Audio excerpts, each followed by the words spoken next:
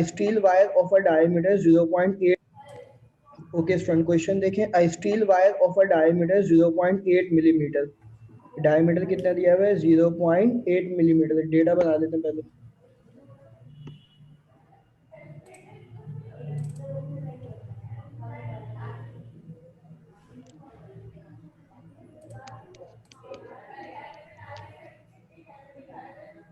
Diameter कितना दिया हुआ है?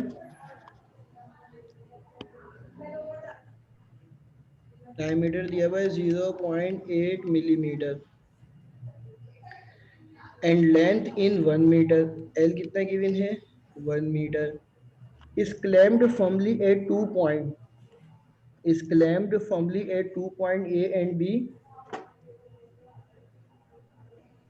तो क्या कह रहे हैं कि इसको क्लैम्प किया गया है फर्मली एट 2 पॉइंट। ए पॉइंट से बी पॉइंट तक जो है वो क्लैम्प किया गया है, विच आर 1 मीटर अपार्ट। तो यहाँ से यहाँ तक का जो फासला है वो कितना है? 1 मीटर है। यहाँ से यहाँ तक का जो फासला है वो कितना है? 1 मीटर है। कहाँ से कहाँ तक का फासला? यहाँ से यहाँ तक का जो फासला है वो क्या कह रहे हैं? 1 मीटर है।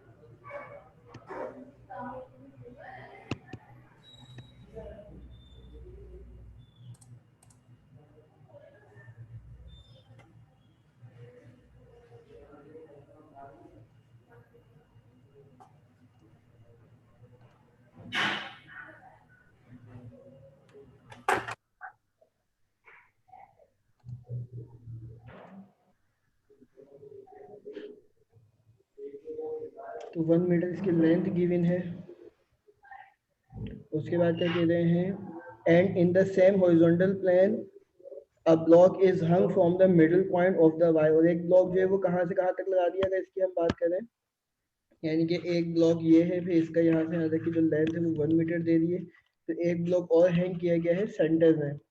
सही, यानी कि इसका वेट क्या होगा? नीचे की तरफ इसको लेके जाएगा, तो ये एक्सटेंड होने के बाद ये स्ट्रिंग डाउनवर्ड की तरफ इस तरह आ जाएगी। खैर, अब आपको और क्या दिया हुआ है?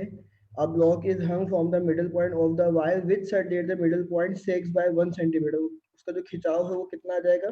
यहाँ से यहाँ तक आने के बाद 1 सेंटीमीटर आ जाएगा, जिसको इन्होंने नाम दिया है सी। अगर आप बात कर लें तो सी डी का नाम दिया है। तो सी डी की वैल्यू गिवन है, यूँ समझ लें 1 सेंटीमीटर। सी से लेकर डी तक की जो लेंथ गिवन हो कितनी है? 1 centimetre. Calculate the mass of the block. M मालूम करना है। क्या मालूम करना है? रिक्वायर्ड में लिखेंगे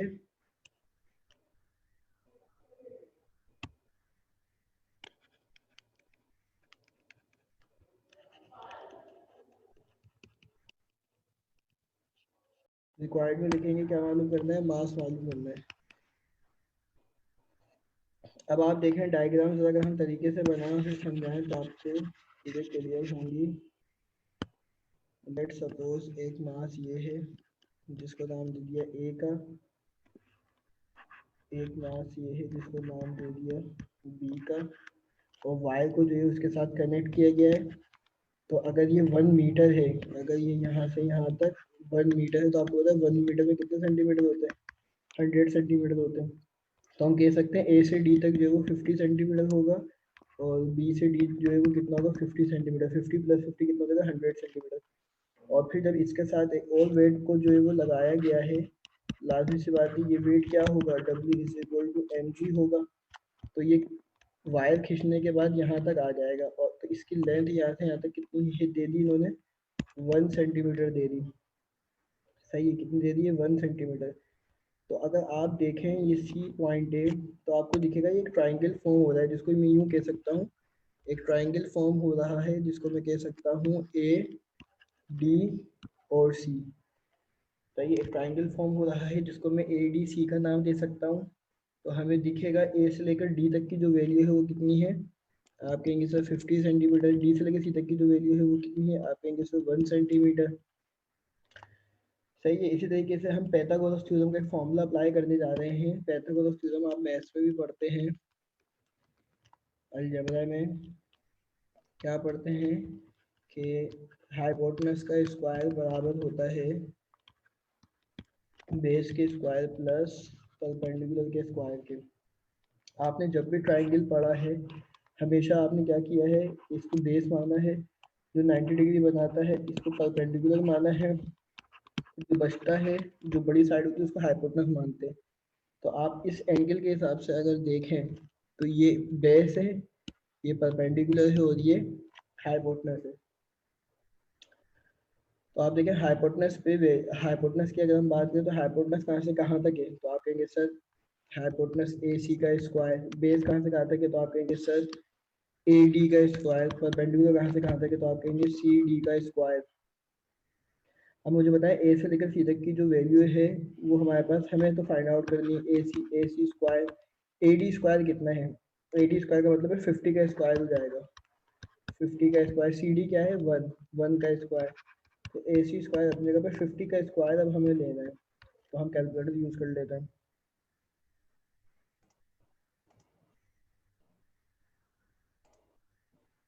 फिफ्टी का स्क्वायर का मतलब क्या है स्टूडेंट, कि आपको 50 को 2 मरतबा मल्टीप्लाई कराना है, 2 टाइम्स मल्टीप्लाई कराना है। 50 multiply by 50 is equal to 2500। तो आप देखें 2500 प्लस 1 का स्क्वायर का मतलब 1 से क्या होगा, 1 ही होगा। 1 इंटू 1 कितना होगा, 1 ही होगा। तो आप देखें जब 2500 को 1 से क्या करेंगे, ऐड अप करेंगे, तो आपके पास क्या वैल्यू आ जाएगी,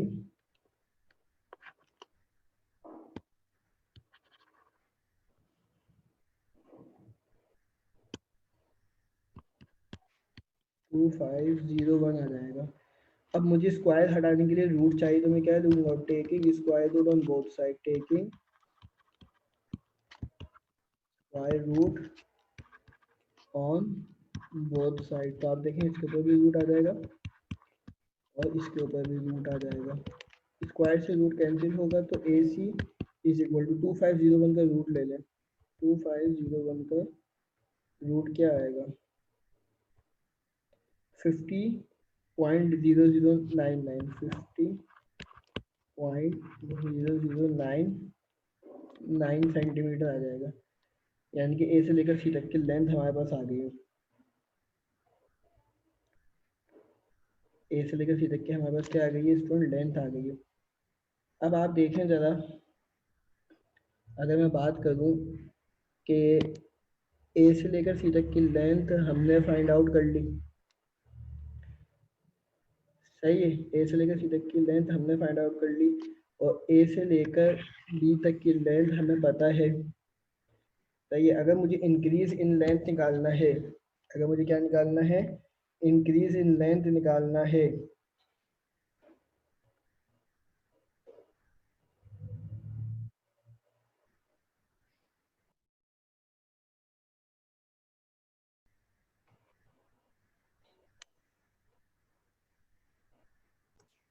अच्छा आप देखिएगा हमारे पास डायमीटर कितना गिवन है, डायमीटर से हम पहले रेडियस भी निकाल देते हैं। डायमीटर हमारे पास कितना गिवन है, हमने अभी आपको बताया था कि डायमीटर गिवन है कितना, 0.8 मिलीमीटर, सही है। इसको सेंटीमीटर में कन्वर्ट करने के लिए आपको किससे डिवाइड कराना पड़ेगा, 10 से डिवाइड कराना पड़ेगा। तो 0.08 सेंटीमीटर आ जाएगा, और रेडियस क्या होता है, हाफ ऑफ द डायमीटर होता है। तो 0.08 को जब 2 से डिवाइड कराएंगे तो 0.04 सेंटीमीटर आ जाएगा। मुझे एक्सटेंडेड लेंथ निकालनी है, तो एक्सटेंडेड लेंथ निकालने के लिए हमारे पास extended length of A B, extended length of A B से मुराद क्या है, अगर मैं आपको ये डायग्राम दिखाऊं, अगर मैं आपको डायग्राम दिखाऊं तो extended length of A B, सही है। पहले तो ये ए से लेकर बी तक थी, राइट, इसके ऊपर वेट लगाया गया तो ये यहाँ से लेकर यहाँ तक इस तरीके से आ गई है।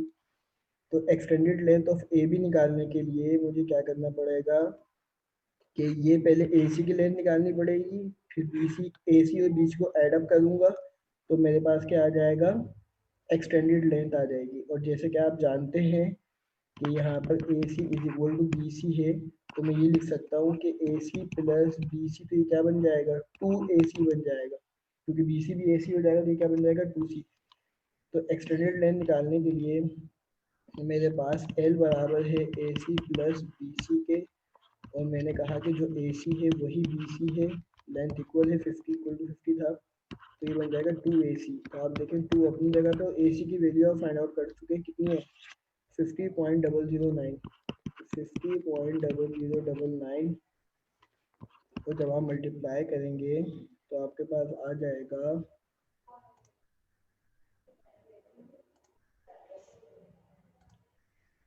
2 मल्टीप्लाई बाय 50.0099 कितना आएगा, 100.0198 सेंटीमीटर आएगा। चाहिए अब मुझे इंक्रीज इन लेंथ निकालनी है, तो इंक्रीज इन लेंथ का मतलब क्या होगा कि डेल्टा एल मुझे मालूम करना है कि मैं ओरिजिनल लेंथ में से माइनस कर दूंगा ए बी की लेंथ को। तो ओरिजिनल लेंथ आपके पास कितनी है, ये 100.0198 माइनस ओरिजिनल लेंथ कितनी है,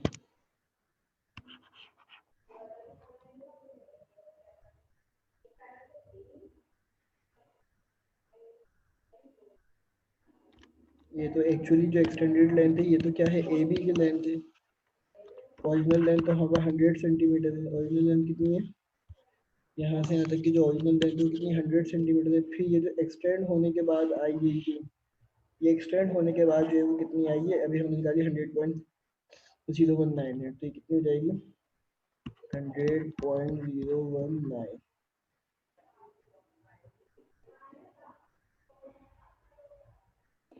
तो आप क्या करेंगे, डेल्टा एल को जब आप इस वैल्यू से माइनस करेंगे तो कितनी आएगी, 0.0199 सेंटीमीटर आ जाएगी।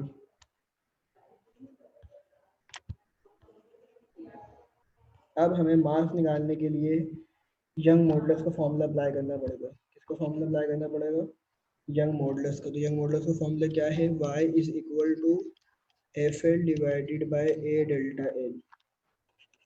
फोर्स किसके बराबर हो जाएगा, क्योंकि वेट है तो mg हो जाएगा, एल अपनी जगह पे, एरिया क्या होगा पाई आर स्क्वायर के बराबर होगा, डेल्टा एल अपनी जगह पे। मास निकालना आइसोलेट कर दें, पाई आर की पूरा फैक्टर इधर आके क्या हो जाएगा, मल्टीप्लाई हो जाएगा, ये जी एल इधर आके क्या हो जाएगा, लेफ्ट साइड पे डिवाइड हो जाएगा, तो मास निकल जाएगा। अब अगर मास की वैल्यू के लिए आप वैल्यूज पुट करेंगे, यंग मॉडुलस आपको कितना गिवन है, 2 × 10⁻12, 2 × 10⁻12 यंग मॉडुलस की वैल्यू गिवन है। डायग्राम में अगर आप देखें, तो यंग मॉडुलस की वैल्यू गिवन है। अगर आप डायग्राम में देख रहे हैं तो ये यंग मॉडुलस की वैल्यू गिवन है 2 × 10⁻12।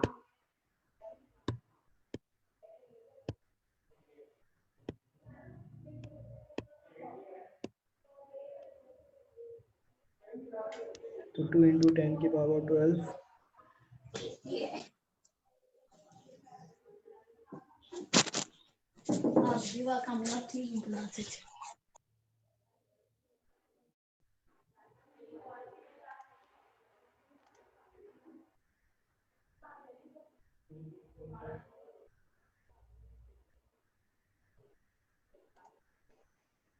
तो 2 × 10⁻12 अगर आप देखें तो यंग मॉडुलस की वैल्यू गिवन है।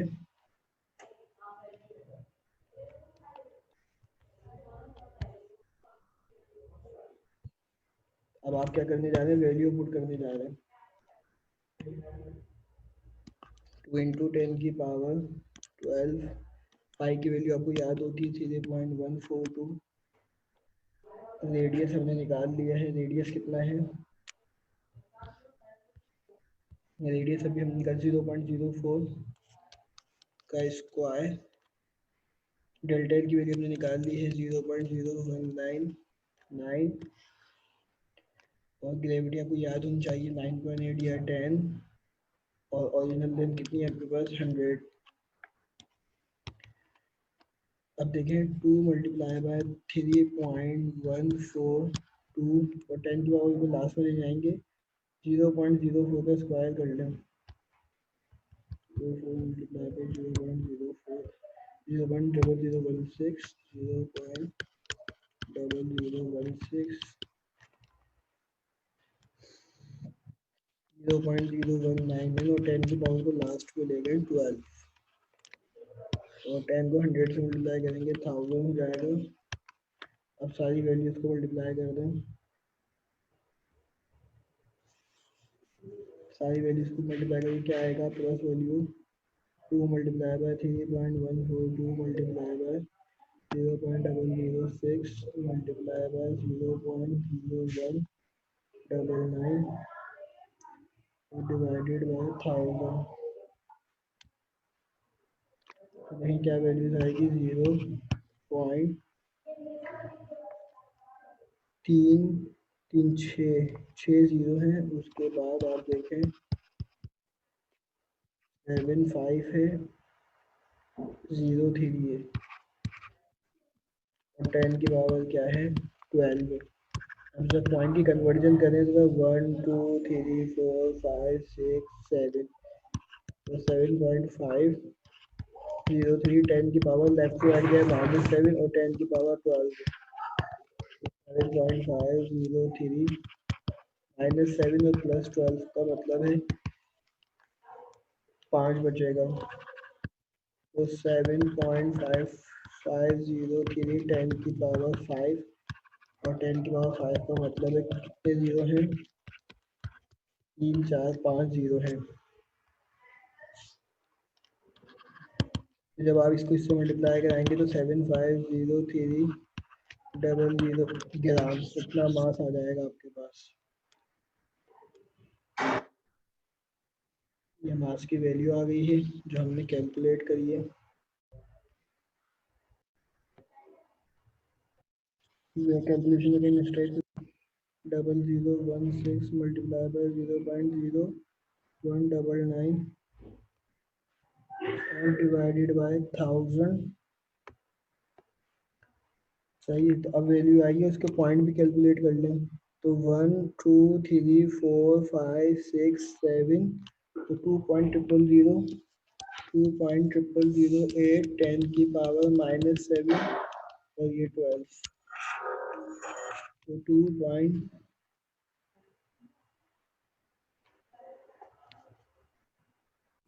ओके स्टूडेंट, हम इसकी वैल्यू कैलकुलेट कर रहे थे, तो -7 और +2 क्या हो जाएगा, बेस सेम पावर 8, तो -7 + 12 कितना होगा 2.008, और 7 में से 12 जाएंगे तो कितने बचेंगे 5। तो आप देखें 5 का मतलब क्या है, ये बेसिकली यहाँ पर 1,00,000 है ये, तो 100,000 जब इससे मल्टीप्लाई करेंगे तो 20080 कितना ग्राम में आ जाएगा, इसमें आ जाएगा ग्राम में। एक तो चीज़ ये होगी, सही है, और एक मास इसकी वैल्यू हमने कैलकुलेट कर ली है।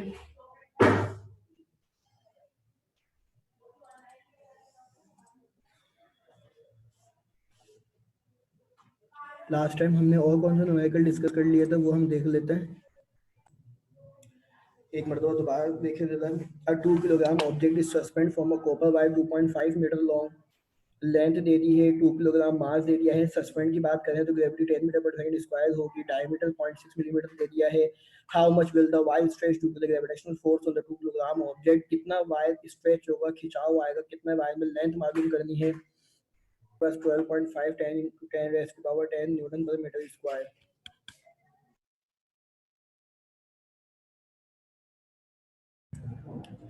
यंग मॉडुलस की वैल्यू गिवन है 12.5 10 raised to the power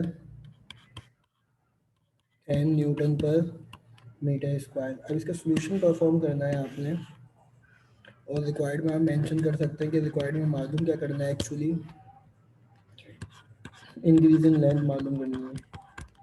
young modulus का फॉर्मूला भी हमने लास्ट न्यूमेरिकल में डिस्कस किया था कि जब हम इसकी वैल्यू कैलकुलेट फॉर्मूला बनाएंगे तो क्या बनेगा, M G capital L divided by pi square delta L.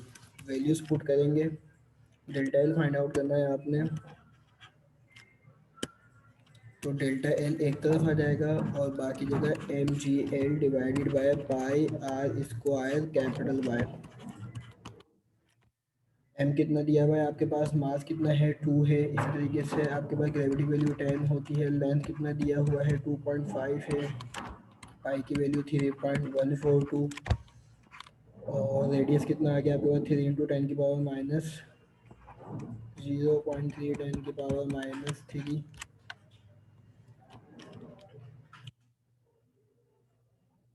का स्क्वायर मल्टीप्लाई बाय 12.5 और मल्टीप्लाई बाय यंग मॉडुलस दिया हुआ है 12.5 10 raise to the power 10।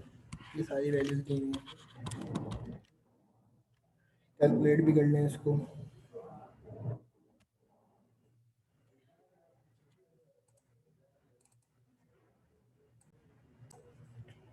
2 multiply by 3 2 multiply bye